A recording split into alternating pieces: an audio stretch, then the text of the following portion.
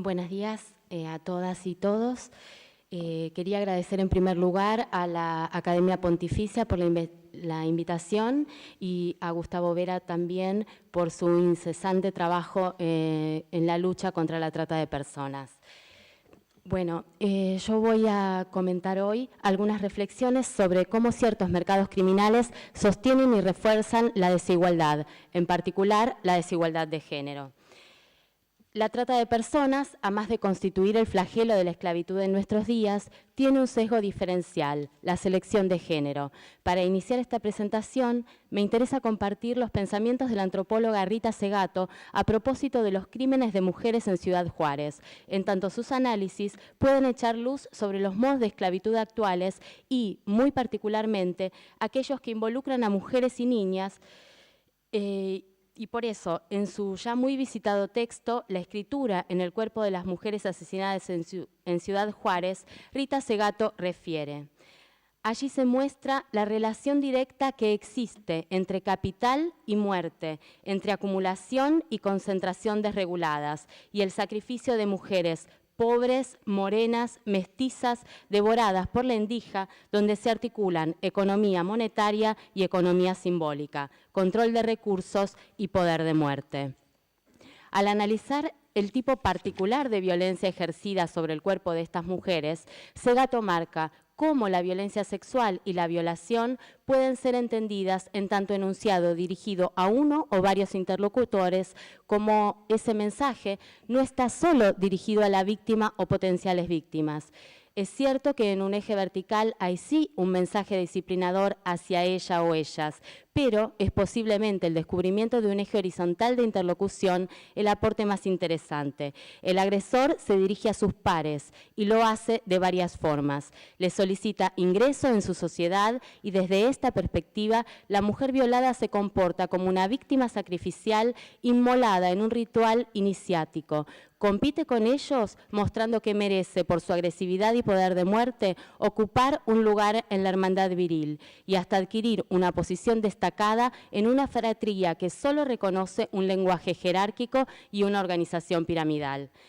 En este último mensaje, lo que se advierte es que, más allá de la misoginia generalizada en la que estos crímenes sean posibles, quienes dominan la escena son los otros hombres. Los aliados celebran así su pacto de pertenencia mafiosa y, como antagonistas, exhiben poder frente a sus competidores en los negocios, las autoridades locales y las autoridades federales, entre otros actores que se atrevan a inmiscuirse en ese sagrado dominio.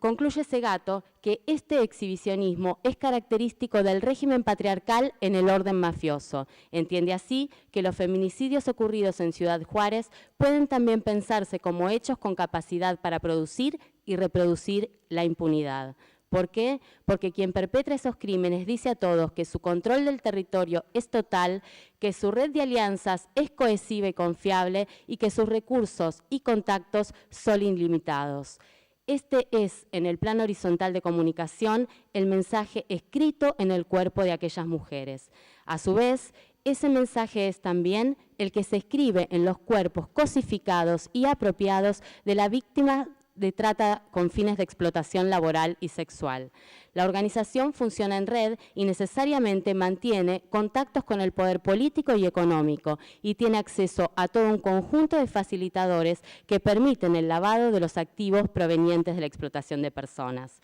En la propuesta de este coloquio fuimos llamadas a reflexionar y compartir experiencias de trabajo en aras de prevenir, perseguir y erradicar el crimen organizado, dentro del cual la trata laboral y la trata sexual, en particular la explotación sexual de mujeres y niñas, constituyen una economía monetaria y simbólica que, como decía el texto de Segato, puede ayudarnos a pensar. Esa economía monetaria y simbólica, deconstruida trabajosamente en nuestra faena cotidiana, no solo echará luz sobre el funcionamiento de tales redes criminales y las posibilidades de interrumpir su funcionamiento, sino también, y muy especialmente, escribirá como sentencia la ética y la política con la cual anhelamos muchas de nosotras habitar la casa común. En este todavía borrador de ideas, intentaré mostrar cómo ciertas lógicas del capital habilitan determinadas lógicas delictivas y, por tanto, cómo, atacando la economía de esas organizaciones criminales, restituiremos cierta visión de sujeto y, en el caso particular de las mujeres y las niñas explotadas, también cierta distribución de poder entre varones y mujeres en nuestras sociedades, aún hoy tributarias del patriarcado.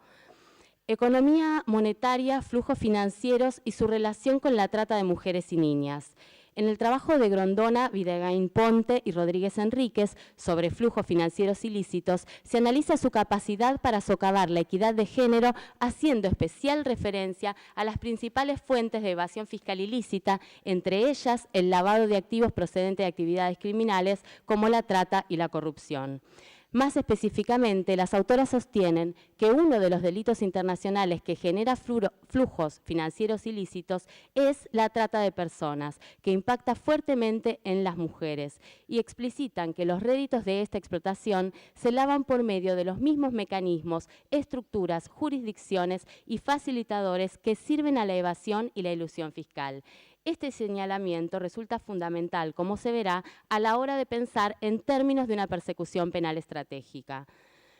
En particular, y con relación a la trata como actividad criminal ligada al lavado de activos, las autoras señalan que del total de personas sometidas a la trata detectadas hasta 2014, casi el 49% eran mujeres y el 21% niñas. El resto se divide en un 18% de hombres y un 12% de niños. Con ello, lo que se pone de manifiesto en la trata de personas es la distribución de víctimas de acuerdo a un patrón de género. Mayor victimización de mujeres y niñas, mayor número de victimarios varones. Asimismo, agregan que de acuerdo con el informe sobre tráfico de personas de Naciones Unidas del año 2014, el 70% de los individuos implicados en delitos de trata de personas son hombres.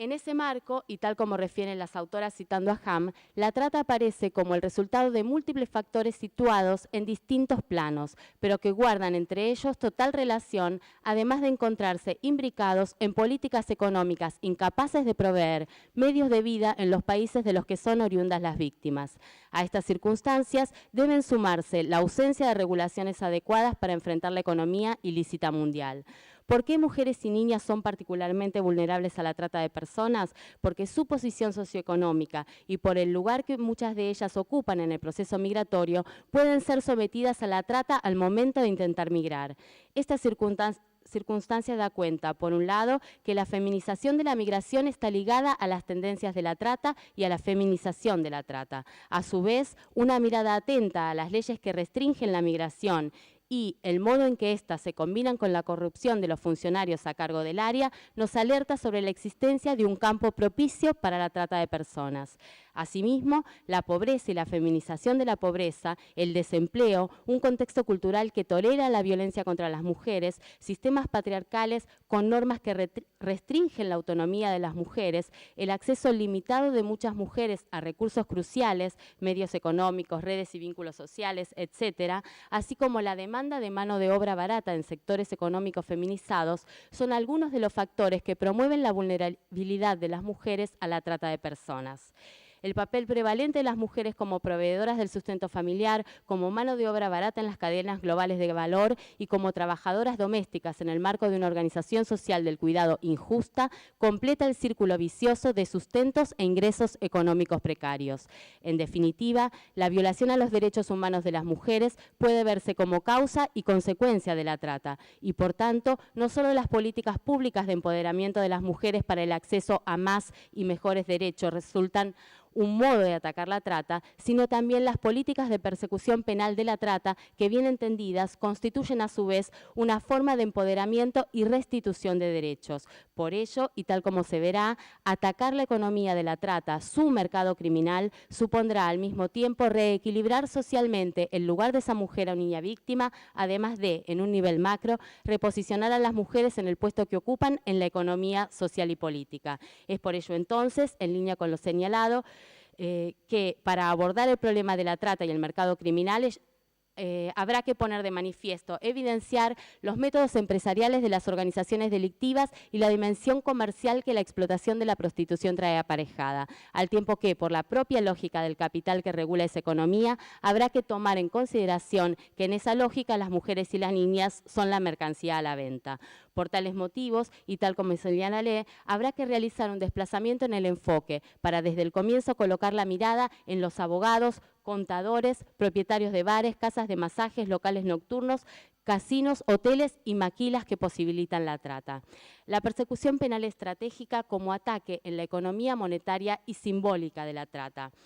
Cuando hablamos de persecución penal estratégica, hablamos, en palabras de Binder, de que el trabajo de las y los fiscales se integre en el marco de una estrategia global de comprensión de una forma específica de criminalidad. El foco, por lo tanto, estará puesto en el inscribir el caso en el contexto en el que éste se desarrolla, esto es, entre otros, en el contexto social, económico y organizacional. De este modo, nos estaremos haciendo cargo de los efectos y las consecuencias generadas respecto del logro de objetivos político-criminales. Se trata entonces, tal y como lo entienden los distintos autores, de superar aquello que ha dado en llamarse la lógica del caso a caso, ineficiente e ineficaz para analizar la criminalidad compleja y pasar a otra lógica que atienda las regularidades y las estructuras sociales.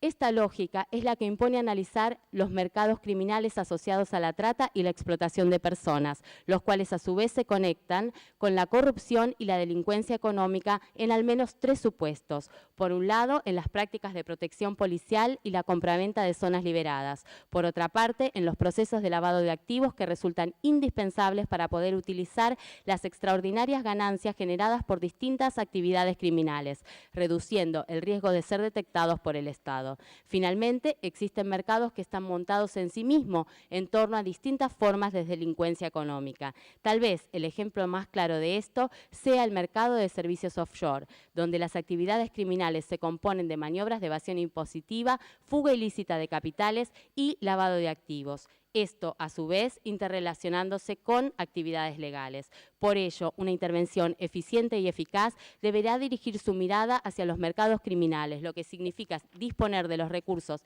necesarios y suficientes para ello, lo que en Argentina, a nivel federal, y en ausencia todavía de un código procesal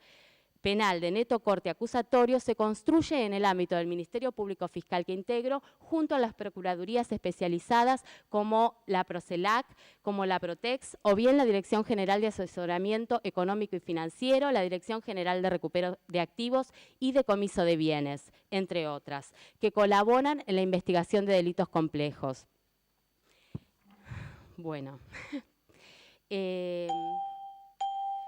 Solo para concluir y no sacar más tiempo de la exposición de las demás, quería decir entonces que una persecución penal estratégica requiere sí o sí abordar los mercados criminales con las herramientas que persigan la economía del delito, puesto que si el capital se comporta como flujo y los delitos entonces siguen esa lógica, la información que debemos obtener quienes investigamos estos delitos debe tener la velocidad también del flujo, y para eso es relevante la cooperación internacional y nacional y apoyarse entonces en los modos de contacto y construir, al igual que lo hace el capital, una red de información. Muchas gracias.